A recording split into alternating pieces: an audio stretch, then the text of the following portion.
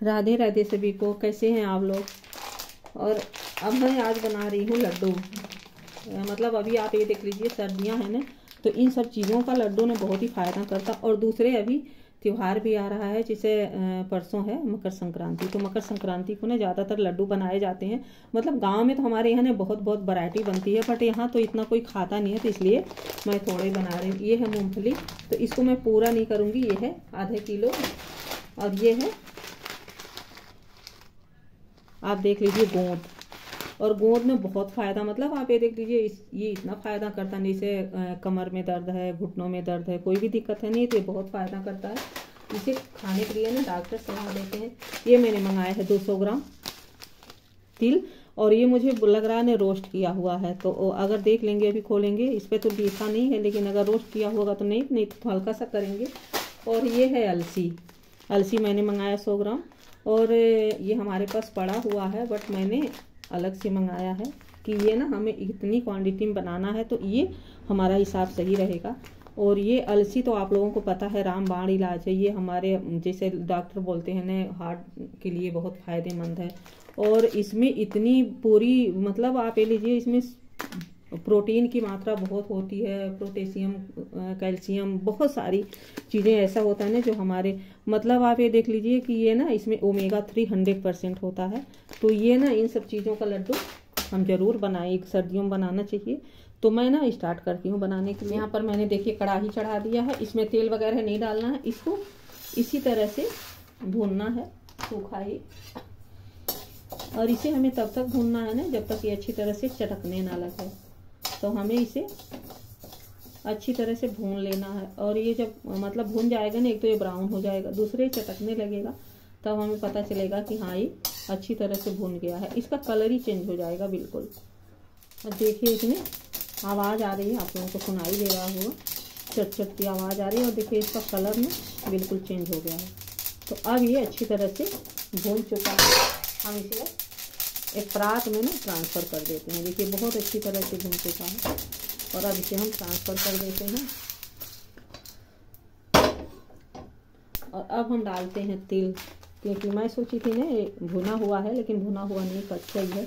तो हम इसे भी सूखा ही भून लेंगे, इसको भी तेल वगैरह नहीं डालना है। और ये ना बिना छिलके का है, इसका छिलका उतारा हुआ बात होता है, वाइट तिल, तो बहुत अच्छा होता है। और तेल तो वैसे भी पता सर्दियों में खाना चाहिए, बहुत फ़ायदेमंद होता है सेहत के लिए। तो हमें इसे भी ना इसी तरह से भून लेना है, घी वगैरह का इस्तेमाल नहीं करना है। और ये भी ऐसे ही प्रोसेस करना है। जब ये चटकने लगे ना, तब हमें इसको निकाल देना। देखिए ये भी अच्छी तरह से चटक गया है, और इसका भी कलर चेंज हो गया है, तब हमें इसे भी निकाल देना है।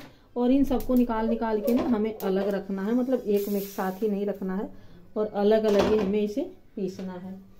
तो अब मैं डालूंगी इसमें मूंगफली दाना, जो कि बहुत ज़्यादा नहीं लेना है, हमें 200 से 250 ग्राम लेना है। मूंगफली की मात्रा बहुत ज़्यादा नहीं करनी है। और मूंगफली में आपको बताऊं इतना फ़ायदेमंद है नहीं कि जितना बादाम और मूंगफली का दोनों का कंपेरिजन करिए, तो मूंगफली में प्रोटीन बहुत भारी मात्रा में पाई जाती है।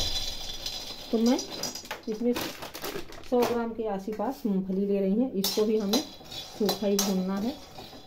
अब देखिए मूंगफली भी हमारी इस तरह से भून चुकी है। तो हमें बहुत ज़्यादा नहीं भूनना है इसको, मतलब इसके छिलके ना छोड़ने लगे तब इसे निकाल देना है। और अब इसके छिलके उतरने लगे हैं, तो मैंने इन सारी चीज़ों को भून लिया है। और अब मैं डालूँगी इसमें 1 चम्मच घी, ज़रूरत होगी तो बाद में और ऐड कर लेंगे, क्योंकि ये चीज़ें ना बिना घी के भी भून जाती हैं। लेकिन अब ये जो हम भूनने जा रहे हैं इसके साथ घी चाहिए। तो अब मैं इसमें डालूँगी गोंद, और इसको थोड़ा थोड़ा करके भूनना, क्योंकि ये पता फूटने लगता है। तो और हमें फ्लेम को बहुत ज़्यादा हाई नहीं करना है, लो फ्लेम पर इसको भून लेना है। अगर ये कच्चा रह जाता है ना, तो फिर ये दांत की, मतलब ऐसा लगेगा ना कि दांतों में चमक आने लगती है। तो इसे हमें बढ़िया सा भून लेना है।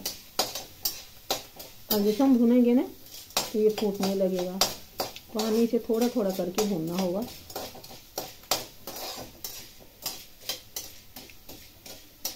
देखिए इस तरह से ये इसमें ना अब ये तो नहीं फूट रहा है, लेकिन इसमें अगर थोड़ा थोड़ा भूनेंगे ना, तो इसमें लावा सा निकलने लगता है।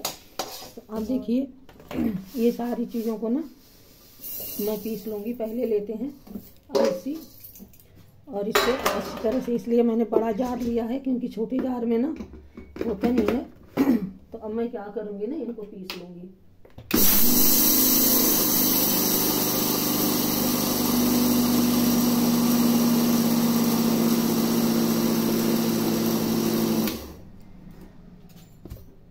ये देखिए बहुत जल्दी पीस जाता है और इस तरह से हुआ है। तो इसको भी निकाल देते हैं।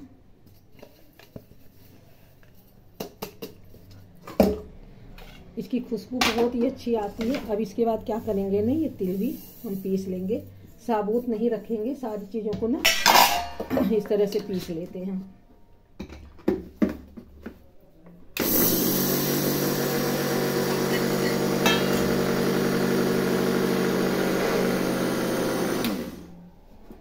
ज़्यादा टाइम नहीं लगेगा, बहुत जल्दी बारीक हो जाता है। देखिए इस तरह से हुआ है। तो इनको भी पीस लिया। और ये सारी चीज़ों में ना तेल होते हैं, तो ये पता ही क्या होता है, जब हम पीसने लगते हैं ना तो इसमें से तेल बाहर आने लगते हैं। और ये है मूंगफली, तो मूंगफली का भी मैं छिलका नहीं निकालूंगी, छिलके से ही तो इसको पीस लेते हैं।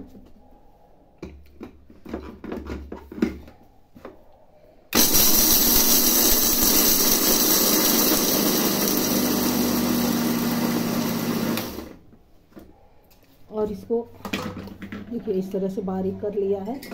और इसको भी एक प्लेट में अलग अलग निकाल के ना रख लेते हैं सबको।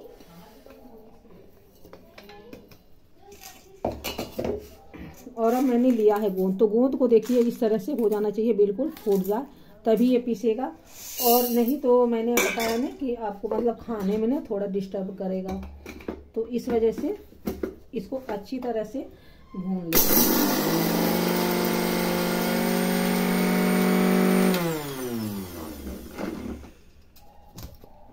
देखिए ये भी बहुत बढ़िया से पीस गया है। अब यहाँ देखिए मैंने फिर गैस को ऑन कर दिया है और ये सारी चीज़ें मिला के लगभग 3 पाव के आसपास हो रही हैं। तो मैंने आधा किलो गुड़ लिया है, ये देसी गुड़ है, मैंने इसको कट कर लिया है।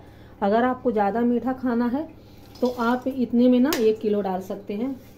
और क्योंकि ये सारी चीज़ें ना बहुत मीठा अच्छा नहीं होते हैं, तो मैंने इसीलिए गुड़ कम लिया है। और आप चाहें तो 1 केजी भी डाल सकते हैं।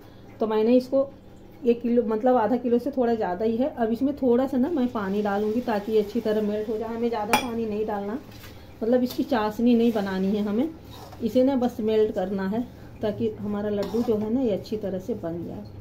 और हमें 1-1.5 मिनट के लिए इसे इसी तरह से छोड़ देना। देखिए गुड़ हमारा इस तरह से हो गया है। हमें चाशनी बिल्कुल 1-2 तार की चाशनी बिल्कुल नहीं बनानी है। अब मैं कर दूंगी गैस को ऑफ और इसको थोड़ा ठंडा होने। देखिए अभी ठंडा हो चुका है। इस तरह से इतना पतला हमको बनाना है, नहीं तो अगर हम बहुत ज़्यादा गाढ़ा कर देंगे ना और 1 तार की भी चाशनी हो जाएगी तो वो टाइट हो जाएगा। तो अब मैंने सबसे पहले इसमें अलसी डाला है और इसके बाद पिसी हुई मूंगफली जो मैंने भून के पीस के रखा हुआ था, और अब ये तिल डाला है।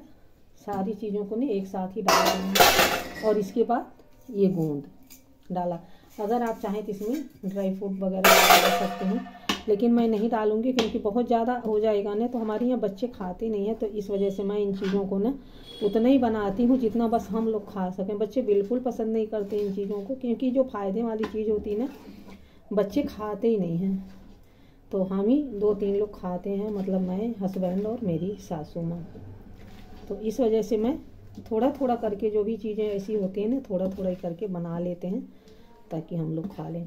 अब ये थोड़ा गर्म है तो हमें इसको मिक्स कर देना है और इसके बाद इसका लड्डू बनाना है ताकि ठंडा हो जाए। और इन एक चीज़ का ध्यान रखिए कि जब भी ये गर्म हो इसको चलाएं ना, गुड़ बहुत जल्दी हाथ को पकड़ता है, तो हमें इन चीज़ों का ध्यान रखना चाहिए। जब ये अब देखिए ये बिल्कुल ठंडा हो गया है, अभी भी थोड़ा गर्म है बट अब धीरे धीरे ना इसको बना लेंगे। और आप साइज छोटी बड़ी जो भी बनाना चाहें ना बना लीजिए। देखिए इस तरह से हमारा सारा लड्डू बन के तैयार हुआ है। और इसको पता है ये देखिए इतना मुलायम है ना कि आसानी से खाया जा सकता है और इसको स्टोर भी किया जा सकता है। सो आज की हमारे लड्डू की रेसिपी आप लोगों को कैसी लगी और अगर अच्छी लगी हो, आपको पसंद आए तो लाइक शेयर सब्सक्राइब करें। सो राधे राधे।